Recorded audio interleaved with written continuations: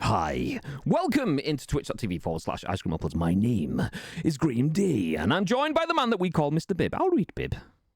Good after morning, G. How are we doing? After morning, indeed. It was actually good morning when we went live. If you are watching the video on YouTube or listening to it wherever, hi. We have been live on Twitch talking all sorts of things for the last 50 minutes or so. In the pre-show, it lasted a bit longer than it usually does, but, you know, we've not been doing the content that as much recently because, you know, the birthday bash and all those things. So if you are watching this on demand, if you ever get a chance, if you see those go live notifications, do feel free to jump in on Twitch because we talk some weird shit from what was it that West and so on listened to, Lieutenant Bukaki or something like that? I don't know. It was something like that. Yeah, same.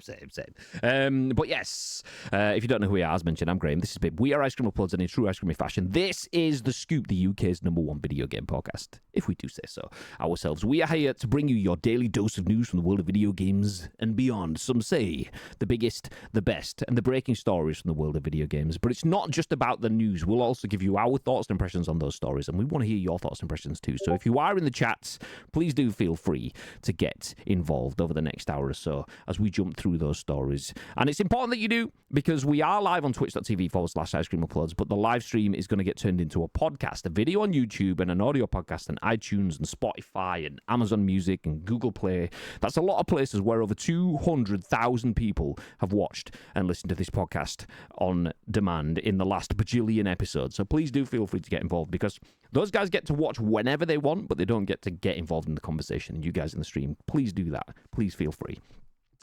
Before we jump into any of the news, though, a couple of reminders. If you are watching this stream, hi. On Twitch, you will get adverts. That's how Twitch operates. And that's how it obviously pays for itself and stuff. But you can avoid adverts by subscribing to the channel. You do not have to do that. But if you do... Nice. If you do that, you will be included in this month's loot drop, which will take place on Monday. The first Monday of every month, we do a giveaway, just for anyone that's a sub to the channel, just a little bit of way of giving something back. So if you are a sub, at 3 p.m. UK on Monday, we'll export the list of names of subscribers. Then we'll do the loot drop, and someone will bag themselves a prize just for doing that. Nice. Also, a couple of other things to mention. Sunday is my birthday. Nice. Also... next weekend after, it's Bibby's birthday too. Nice. Yeah. Let's go. Meow. Hi, Mercury. Hey. Thank you for the sub. I appreciate that. So it's my birthday this Sunday, Bibby's birthday next weekend, but last weekend it was the channel's birthday. We celebrated ICU's big birthday bash and raised over £1,200 for charity in doing that too. The link is still live for anyone that wants that link, by the way. I don't know if I've actually got !donate set up in the channel here. If not, we can get you the link if you need it. I can find it, yeah. Give me a sec. The link is still live. If anyone does want to donate, it's not that one. Ignore that one.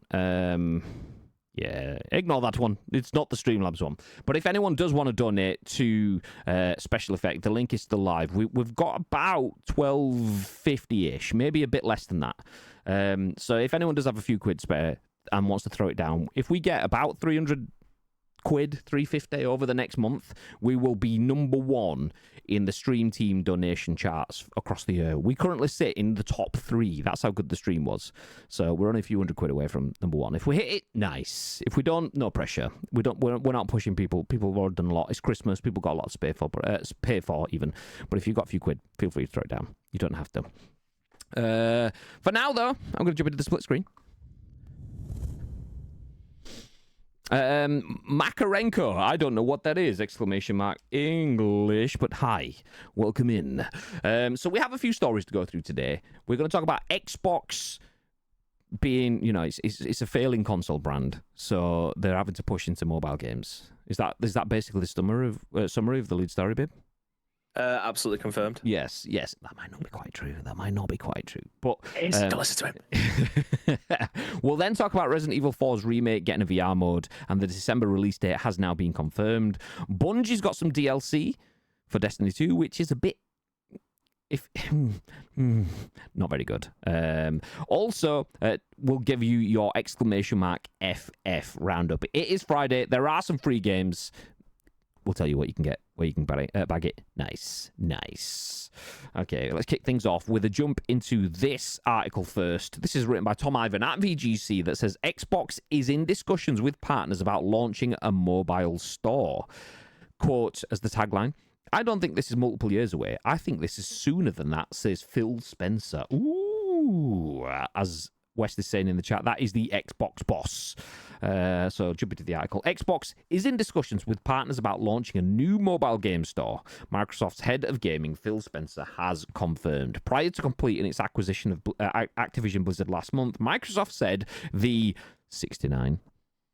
Yes! Discord proper squashed you then. We just said I thought it might. It sounded more like lads rather than nice. So Microsoft said the $69 billion deal would improve its ability to create a, quote, new Xbox mobile platform and a next-generation game store to compete with Google Play and the App Store. Quote, it's an important part of our strategy and something we are actively working on today, not only alone, but talking to other partners who'd also like to see more choice for how they can monetize on their phone, end quote, Spencer told Bloomberg this week. When asked when Microsoft might launch its mobile marketplace, he said, quote, I don't think this is multiple years away. I think this is sooner than that. End quote. While the Activision deal was often framed as Microsoft seeking to acquire Call of Duty, Xbox's boss... That completely twisted me. The fact that they put the apostrophe in the middle. God damn. Xbox's boss consistently claimed that the transaction was primarily driven by the company's mobile gaming ambitions. Last November, Spencer went as far as to say that Xbox business would become, quote, untenable if it remained irrelevant on mobile. Following the completion of the games industry's biggest ever deal, Xbox has a major presence in mobile gaming as the owner of Candy Crush Maker King and titles including Call of Duty Mobile and Diablo Immortal. Quote, there's just no way to really plot the future without being on the platform that most of the planet plays on, Spencer said last month. The games are different. The business models are different. The whole dynamic of how you distribute, how you find games is different. So when I was looking at that, I needed to find a team that's had amazing success for us to learn from. So literally, we just... Amy Hood, who's the CFO of Microsoft, and I went through a list of who were the most accomplished publishers in the mobile space, and most people wouldn't have expected.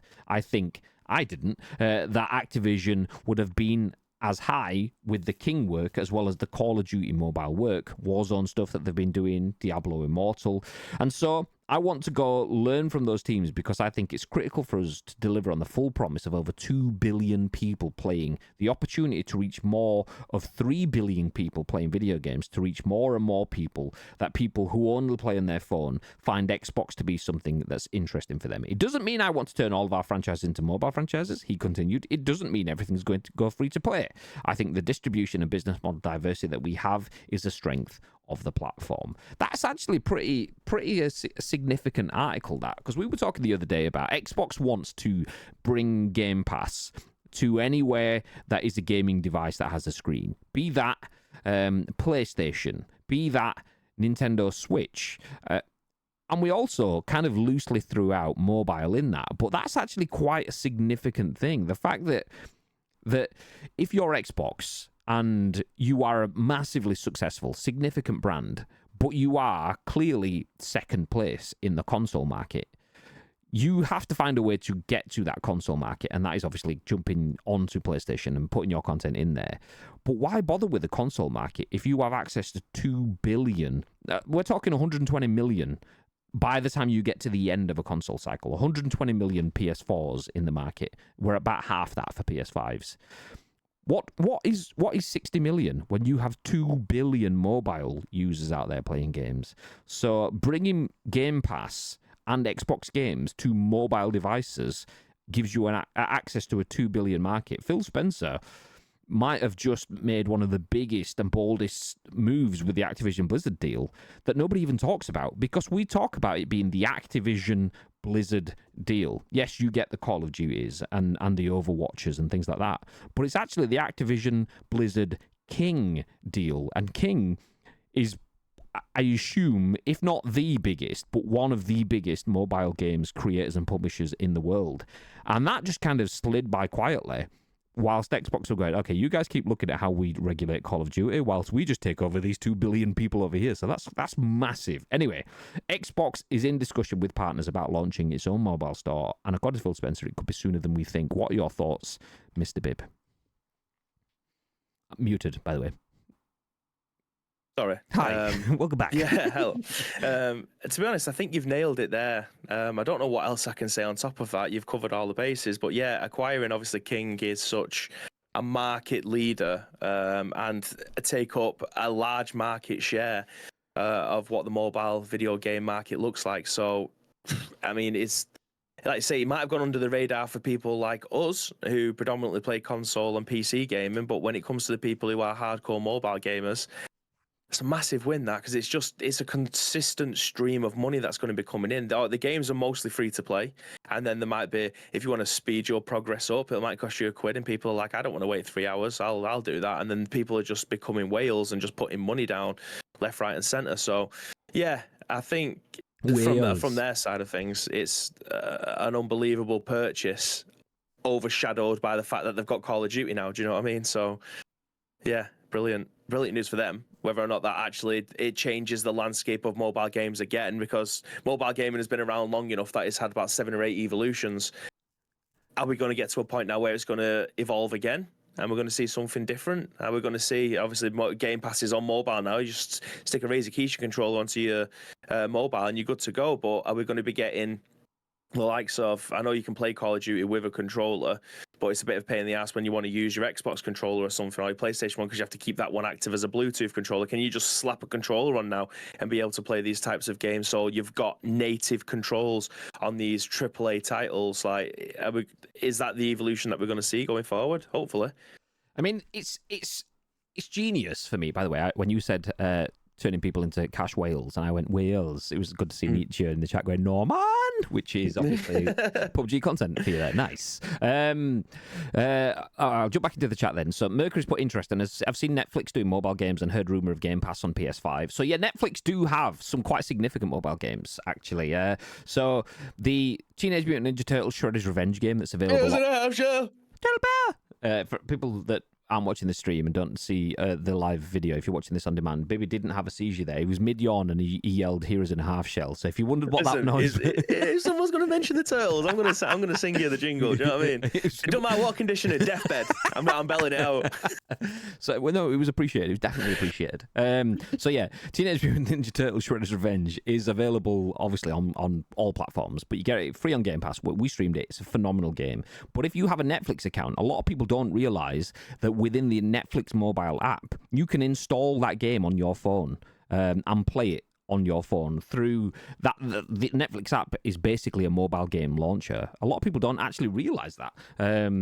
So the full game, just as good as it is on your Xbox Game Pass and other platforms, all platforms, is available through that. So there is a lot of video game options out there that people don't realise, but Enzo says there are hardcore mobile gamers. That's not a thing, is it? It is massive, genuinely. And it's things that you're used to hearing, like Call of Duty Mobile and PUBG Mobile and things. Obviously, you'll hear us talking about that in these channels because those are adjacent to the games that we play. But then there's other things like Garena Free Fire, which a lot of people won't ever have heard of. But that is a massive international game, not just your things like Candy Crush and things like that, but there are huge markets. And then you've got obviously the spin-offs of Call of Duty for I can't remember what it's called, but there's an Indian only Call of Duty game, and then there was like I don't know if it was Chinese or Japanese. There was another Asian version of Call of Duty, not Call of Duty. I said Call of Duty for both of those things. I meant PUBG Mobile. There's like PUBG Mobile India or Indian Battlegrounds or something like that. I probably not got the name right, but there was another version that they made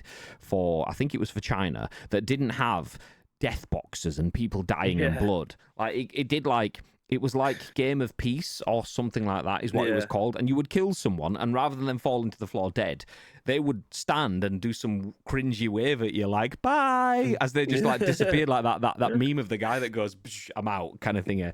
So there's multiple different versions. But the reason that we've got these weird sort of like versions created at all is because... Holding a yawn, did you see that? Yeah, I did, yeah. Oh God! That's what I was laughing at, baby. Let me yawn in peace. So You just fucking swallowed a bee. So we started off with a couple of seconds ago, and then we just got Bibby doing the "I'm not yawning" face. Oh God! Oh, phenomenal.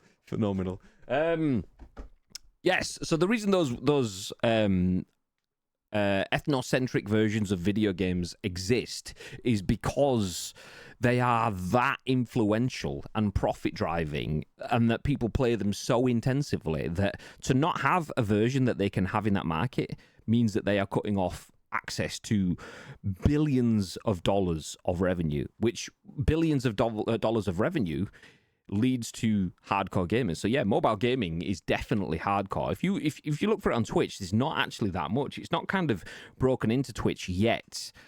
Purely because streaming on your mobile device is quite difficult. A lot of people don't have setups for that. But that's where you see, pro tip, if you want to be successful in video game content, can't find my mouse. Refresh. We back.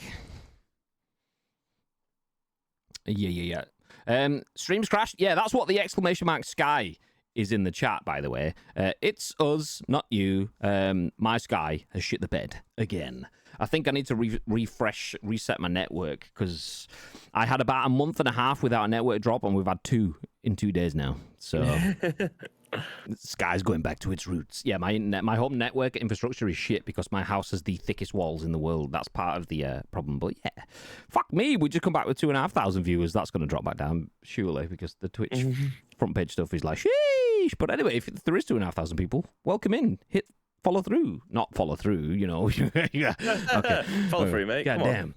Anyway, so what I was saying, I don't know how much of it you got before it dropped off, but basically, if you want to be a successful content creator and you don't know what avenue you want to jump into, mobile is definitely something to consider, because there are more people playing mobile games than there are people playing console and PC games combined. So if you want access to an audience, mobile is the biggest audience out there, but mobile is the most difficult medium to create content for, because you have to get your content off your mobile device onto your stream. Obviously, there are things like BlueStacks and so on where you can emulate the games on your PC and so on.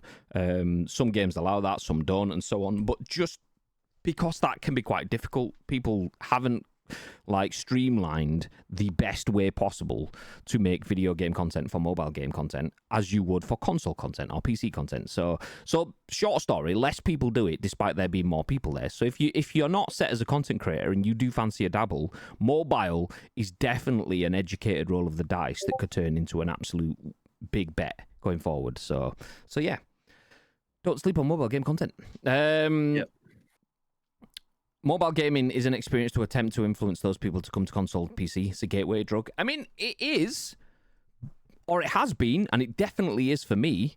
Mobile gaming is a lesser experience than PC gaming and console gaming, 100%. But that's not the way the world will continue to work. Once there becomes an indistinguishable difference between mobiles and console, mobiles will be console. So that will come. It'll come to a point where PC and console move so far forward that we can't actually use the extra oomph, the extra muscle power as much, so you don't notice the gap. And at that point, mobile is a PC in your pocket.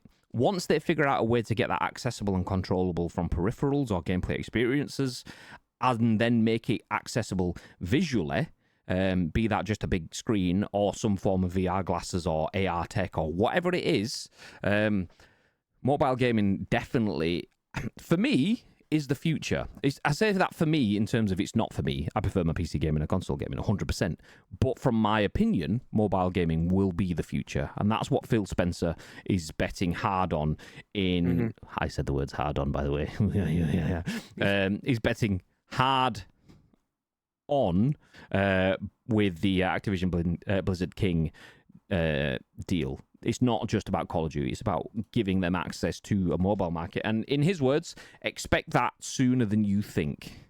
So There you go. Chappers, thank you for the 41 months. That is an inordinate number, by the way. We were talking about a game in the office the other day called Lethal Company, and how, like, even the boss in the office was like, if anyone buys it, it's only like £8 right now. You buy it and I'll give you the money back. And he said that to the entire office. It's like, I can just see it being such a fun experience for everyone playing. So if anyone buys it, let me know and I'll give you the money back for it. Because that's what Jelly Media is as a place like... that's what Jelly Media is like as a place to work. The boss will just go, I'll buy a game for you if you want to have some fun with other teammates. How good is that? Anyway, I saw Chappers streaming last night and it said Lethal Company in the feed. And I thought, I'm going to click on that in a minute. And then I fell asleep, so I'd never watched it. But he did put a good clip in the Discord, so I clearly missed out on some good stuff. So check out Chappers as well if you are watching the stream. Hi. Tell you what, we were also going to check out this story from Chris Scullion at VGC, who says Resident Evil 4 Remake's VR mode has been given a December release date. Let me take this off the screen.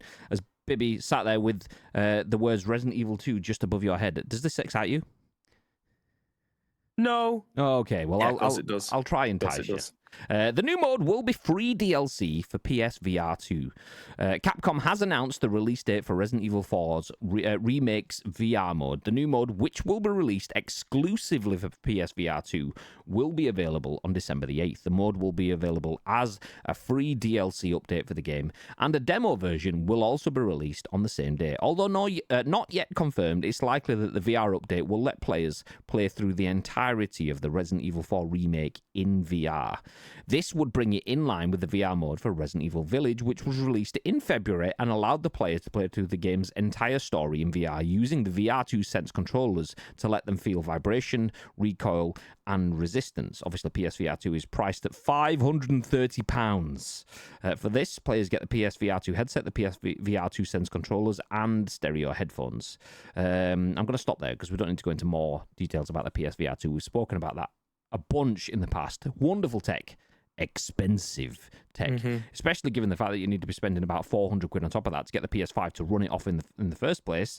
So to play this Christmas Resident Evil 4's VR mode, before we talk about how good it is, you do need to be aware that you're shelling out about £1,000 to get there, where you get your console, get your controller, get your subscriptions and stuff, buy your copy of the game, get your PSVR 2. You're about £1,000 to pay Resident Evil 4 in VR. Not ideal. No. But let's say you had all of that, Bib. Let's say that wasn't an issue. Well, because we're not talking about that. We've spoken about that many times before. That's out of the way. Would you be hyped to play through Resident Evil 4 in VR? Yes, absolutely. It would be an amazing experience. I mean, there's lots of different Resident Evil 4 VR experiences out there, whether or not using the MetaQuest or the PlayStation VR, the original one for PlayStation 4. But this coming in at $5, it doesn't surprise me that this is going to be a free update, because they won't want people spending... I mean, the Capcom ideally would want people spending 500 sheets on this PSVR 2, as well as the 400 sheets to actually buy a console, and then the 60 sheets on top of that to buy the game. So them giving you that game, PSVR version, for free makes sense from their standpoint, because obviously they've put a lot of time and effort to actually create... You're pretty much redoing the game from scratch at that point.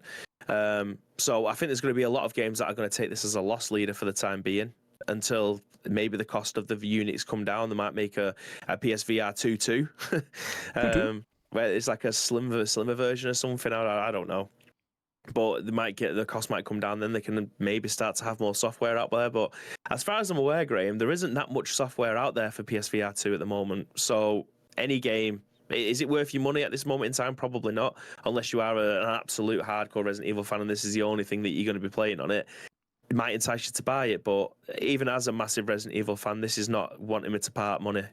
£500 worth of that anyway. That's a shame as well, because like the fact it's exclusive to PSVR, it's never been mentioned, or at least not that I've seen. But PlayStation are quite flash with the cash for R&D purposes, so PlayStation will give Capcom a chunk of cash to develop VR experiences, and the same with indie developers and so on. PlayStation are quite good at that in terms of getting other brands in on board and making new experiences for the VR model to incentivize people to get a VR headset, because if there's nothing there, you're not going to buy it.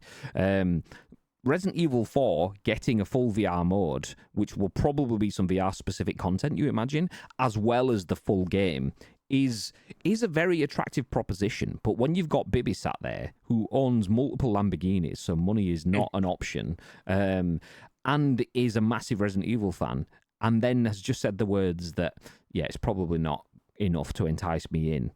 Like, PlayStation either need to come out with some unique selling point that doesn't exist yet, of why we have to get PSVR 2, or they need to drop the price significantly, because at 530 quid, don't get me wrong, in terms of home tech, it's probably worth it. You are getting a 50-inch screen stuck to your face. You are getting 2 new controllers. You are getting an immersive headset that blends in with PlayStation's ecosystem and all the rest of it. In that sense, it's actually not too bad, because to buy yourself a big 50-inch TV, you're probably looking at that on its own. But this is video game tech. And people aren't used to paying those sort of prices for video games, because you tie into it with subscriptions and... Your name is Optimus Prime. Meep, meep. Meep, meep. Enix/Salted Crisp, thank you for 38 months. I appreciate you very much. And you're getting motion sickness. Exactly. Goddamn. And that's the thing. Like Mark Bamber from Jelly Media is a big fan of video games. He's a big fan of new tech. Big fan of advancing video game engagement through memes and platforms and so on. But has severe motion sickness when it comes to any form of VR headset. So for him, the tech needs to advance significantly, because as much as you try to confuse your brain to make it think you're actually in an experience, your brain's going, this doesn't feel right, this doesn't sit right, you're not feeling well, here's some sickness for a lot of people, and that is how it is. And he's tried multiple different things, and they all end up the same way. Some of them instantly, some of them within 20 minutes-ish, some of them maybe a touch longer. But if you're having to spend £1,000 before you can get to that point, that's quite a severe layout before you get to that point. Actually, just realised I can't play this. And I can't take it back because it's literally been stuck inside my ear holes. So where do we go from here, PlayStation? It's like, so yeah, it's wonderful. It's wonderful. I'd love to see Resident Evil 4 do what Resident Evil Village did for the PSVR, and that sold shitloads of units on its own because it was a great experience for those that had the ability to play through that. But that point, the PSVR was 200 to 300 quid. PSVR 2 is like twice the price of that. So a lot, I mean, obviously I said 200 to 300 quid. It wasn't. It was 300 to 400 again, but mostly. But you could often buy it in sales and so on, which meant it was still obtainable. Now it costs more than a console that costs more, when the games for that console cost more, where everyone's getting paid less, but everything else costs more. It suddenly becomes a very big swing towards, I would love this. Well, you've got to make it a bit more attractive for me financially. Yeah. And yeah, that's where we are. So Resident Evil 4's remake has been given a release date. It's out in a week. This time next week, you will be able to play the whole, well, we assume the whole of Resident Evil 4's remake in VR. My God, what is pinging? Is that? Yeah, Discord's going mad. Okay. I don't know how much time that you actually have left, you know. So do you want to do the free game stuff? I'm gonna jump quickly through the article for the next story, and then we'll jump into the free game stuff, because the next article isn't something that we're going to jump about in much detail anyway. Okay. So let me bring this one on screen and then go back to Discord and streamer mode, so I don't hear any of those plings again. And it's gone. Okay. Article. This is written by Chris Scullion at VGC. I'll quickly go past this one. Bungie removes Destiny 2 Starter Pack DLC after a day, following complaints it was overpriced. I mean, not a fan of exploitative DLC, but I am a fan of people actually having action. So I've not read through the article. I don't know whether it was just action or what, but we'll go through it anyway. The $15 DLC was not bringing joy, the studio acknowledged. So Bungie has removed new Starter Pack DLC for Destiny 2 a day after it was introduced. The Starter Pack costs players $15 and it included 3 exotic weapons, 3 cosmetics, and some materials, including 125,000 glimmer, 50 enhancement cores, 5 enhancement prisms, and an Ascendant shard. and a partridge in a pear tree. Following the pack's release, players quickly took to Twitter and Reddit to complain about it for numerous reasons. Some players argued that by giving new players exotic weapons and materials, the DLC was essentially a pay-to-win situation. Meanwhile, others claimed that even if it was technically pay-to-win, there likely wouldn't be much winning going on because the exotic weapons included weren't particularly devastating and the materials can be earned fairly easily in-game. The general consensus was that the DLC didn't really constitute a starter pack at all because the items provided weren't actually the best choices for players starting the game for the first time, and that the season pass cost less than $15 and provide far more useful content. Any new player who buys this is going to be told, yeah, but you just got ripped off by their veteran friends, explained Twitter user @RickKakis. Do you think they would want to keep playing after that? After removing the starter pack, Bungie posted a message on its official Destiny 2 team account on Twitter, explaining that the DLC was not bringing joy, but not addressing the cost or usefulness of the items. Hey everyone, we launched the Season of the Wish yesterday and have been monitoring the conversation on what you've been enjoying and what you haven't, his message read. We'll start things off with the starter pack, which is not something bringing joy. We've heard your concerns and agreed that there are other parts of Destiny 2 that new players should want to dive into first before chasing these exotic weapons, cosmetics, and upgrade materials. End quote. Big fan. Also, PUBG player looking at this going, first time, huh? My God. There is always some form of crap, like, pack on the PlayStation Store. I assume it's the same on Xbox, that allows people to buy BP. BP is a currency that just does not get used for anything really at all in PUBG, apart from loot crates, which give you nothing at all. As I found out yesterday when I opened 50 or 60 of the feckers, because I thought I'll do it on Saturday on stream, and realised I don't want people sat watching me open 50 crates, which are loot crate shit, because it almost inspires people to spend money on loot crates, which I would never encourage at all, and I got feck all from 60 crates, so do not spend a single penny on that sort of shit. And the same thing with this. The thing is, Destiny recognised that, okay, this is bad. There is a lot to unpack, though, in the fact that they've released this content.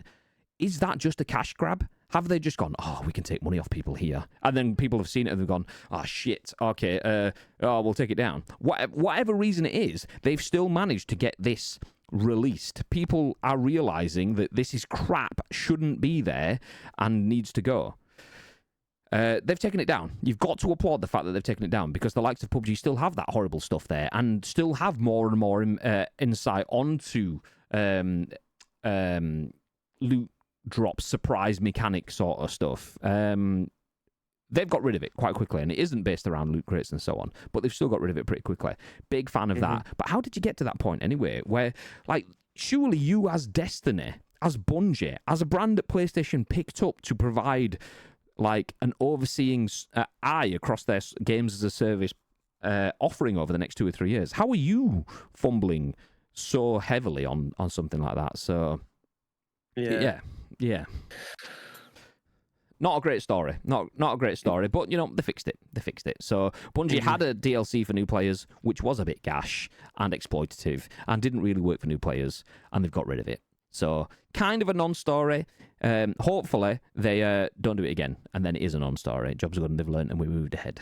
But speaking of moving ahead, exclamation mark FF in the chat if you haven't been here for Free Game Friday. That's what we're going to jump into right now. We have a couple of things to make you guys aware of. If you play video games and you want some free stuff, air quotes free.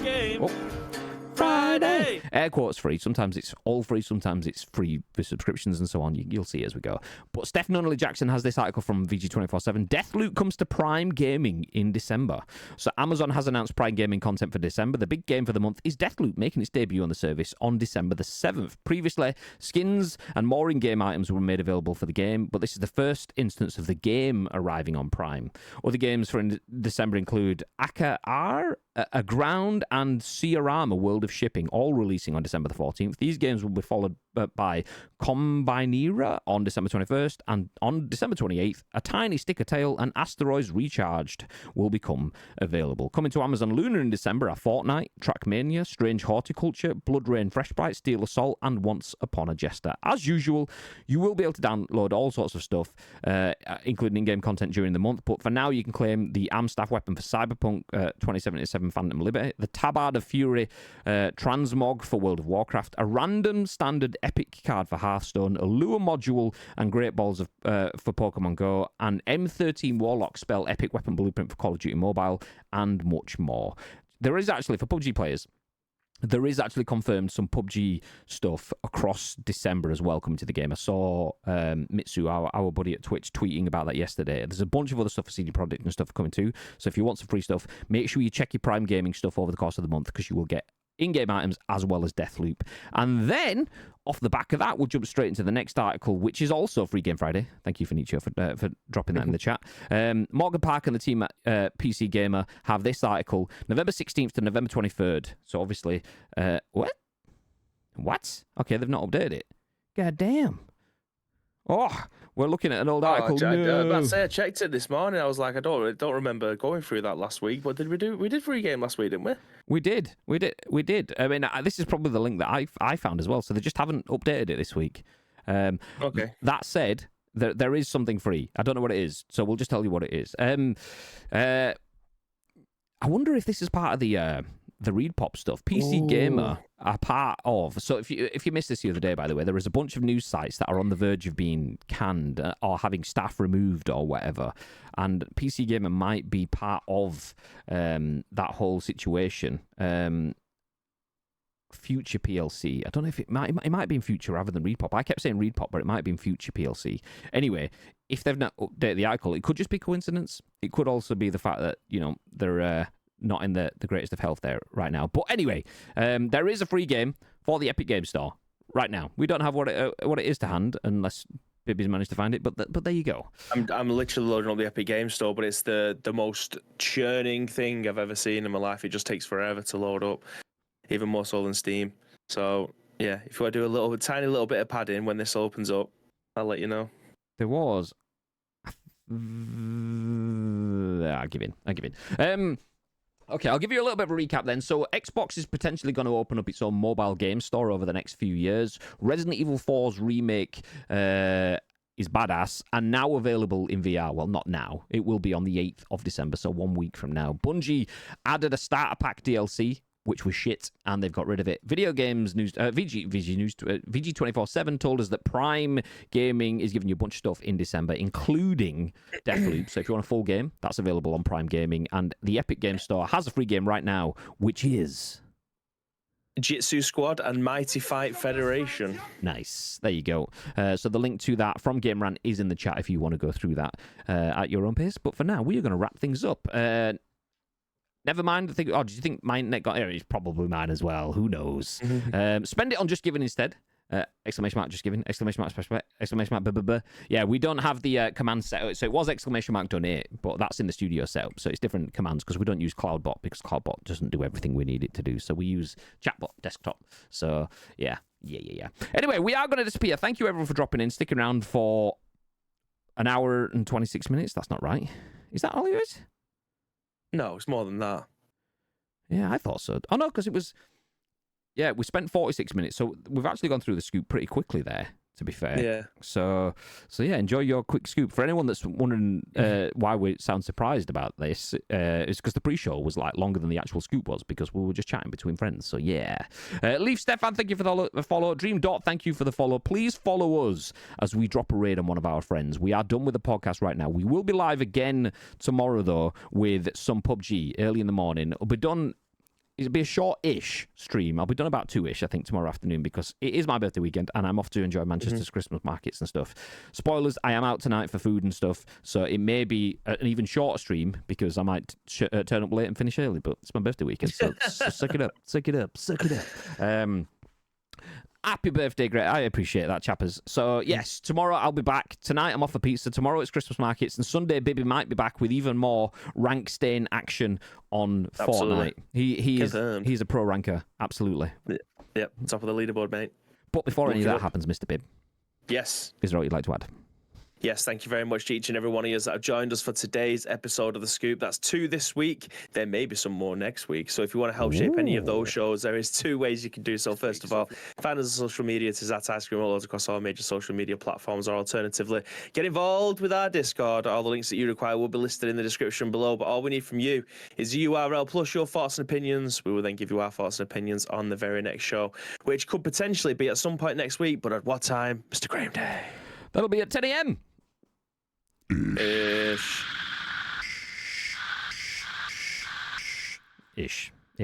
Nice. Please stick around. We're going to drop a raid on one of our friends. I can see there's a bunch of people on, so we'll surprise you as to who that is once we've thrown up the end slate. But for now, have yourselves a beautiful day. We'll see you tomorrow for some PUBG. But until then, stay frosty. Stay frosty.